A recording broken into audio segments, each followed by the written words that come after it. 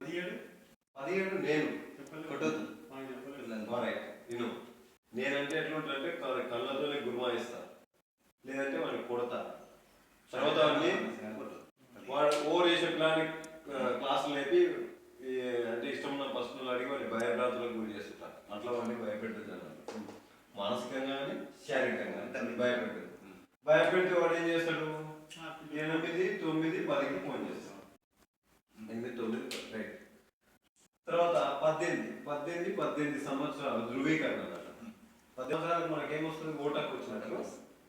ఈడ ధృవీకరణ లేకుండా స్కూళ్ళు కనుక నడిపితే, అంటే గవర్నమెంట్ యొక్క అనుమతి ఉండకుండా, ఇప్పుడు ఉదాహరణకు కేవీఎం స్కూల్ ఉంది, దానికి కనీసం బిల్డింగ్ లేకుండా, గ్రౌండ్ ఉండాలి, మినిమం ఇవన్నీ లేకుండా నడిపితే 1000 రూపాయలు అంటే ₹1,00,000 జరిమానా విధించవచ్చు.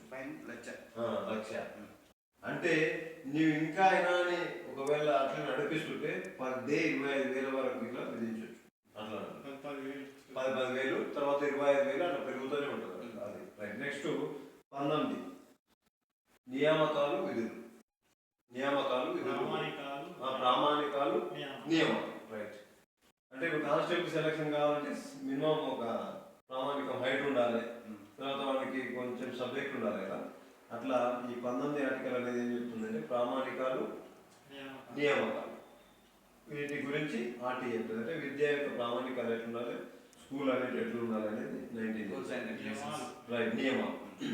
తర్వాత 20 షెడ్యూల్. ఒక షెడ్యూల్ ఉంది, ఒక షెడ్యూల్ ఇందులో పేర్కొంటుంది. ఇందులోపల ఏమన్నా సవరణ చేయాల్సి వస్తే ఇది చూపిస్తాం. అంటే మొత్తం ఆర్టీ లోపల ఉన్న ఇవి అన్నింటినీ సవరణ చేసే హక్కు ఏ దానికి ఉందంటే 20కి ఉంది. తర్వాత 21 కేపీ రావు అంటే మన కేవీఎం స్కూల్ కు పెద్ద స్కూల్ యాజమాన్యం. స్కూల్ పెద్ద ఎవరు కాబట్టి దీన్ని ఏమంటారు అంటే SMC school management council committee school management committee. ఇందులో SMCలో ఎవరెవరు ఉండాలంటే తల్లిదండ్రులు ఉండాలి. ఇందులో ఖచ్చితంగా ఒక ఉపాధ్యాయుడు ఉండాలి. ఇందులో ఒక 20% స్త్రీలకు 30% స్త్రీలకు అవకాశం కల్పించాలి. ఇవన్నీ కామన్గా SMCలో ఉండే అంశాలు. తర్వాత next Ramulu sir, 22 Ramulu sir మా ప్రిన్సిపాల్ సార్. రాములు సార్ ఎప్పుడు ఏం ఆలోచిస్తున్నారంటే కాలేజీ కుర్చీ తెస్తామా, బెంచ్ తెస్తామా, బోర్డులు మంచిగా చేస్తామా, ఉపాధ్యాయులతో మంచిగా పాఠాలు చెప్తామా, స్ట్రెంత్ పెంచుదామా, అంటే అభివృద్ధి పనులు చేస్తారు సార్. ఇప్పుడు మనం అన్ని వస్తువులు పెడితే మన దగ్గర ఆటోమేటిక్ ఏం చేస్తారు, పిల్లలు ఎక్కువ వస్తాయి. ఈ మనతో ఏం లేదంటే బోర్డే లేకుంటుంది రామద్ది అని అనుకుంటారు. కాబట్టి రాము సార్ ఏమంటున్నారంటే బడిని అభివృద్ధి చేయాలని అంటున్నాడు. 22 ఏమంటుంది, బడిని అభివృద్ధి చేసి ప్రణాళికలు చేస్తారు.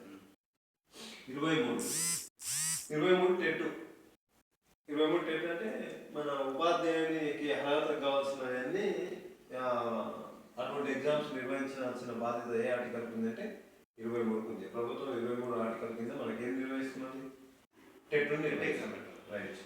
నెక్స్ట్ 24 గంటలు. ఉపాధ్యాయుడు ఒకసారి టీచర్ వచ్చినప్పుడు వాడు ఏం చేయాలి? ఇప్పుడు రేపు ఇవాళ 5 గంటలకు ఇంటికి పోతాడు. ఇంటికి పోయి మళ్ళీ ఏం చేయాలి? రేపు ఏం చెప్పాలి ఆలోచించాలి. మళ్ళీ 4-5 గంటలు చూసుకోవాలి. మళ్ళీ పొద్దుగా అంటే 24 hours ఎవరి గురించి ఆలోచించాలి? విద్యార్థుల గురించి. అంటే మనం విధుల గురించి ఆలోచించాలి. విధులతో పాటు విధులు పెరిగిన కొన్ని సమస్యలు ఉంటాయి. ఇప్పుడు విపరీతమైన ధరలు పెరిగినాయి, జీతం ఆనే ఉన్నది.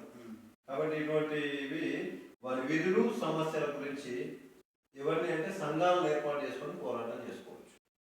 24 గంటలు గుర్తు పెట్టుకో. 25 నిష్పత్తి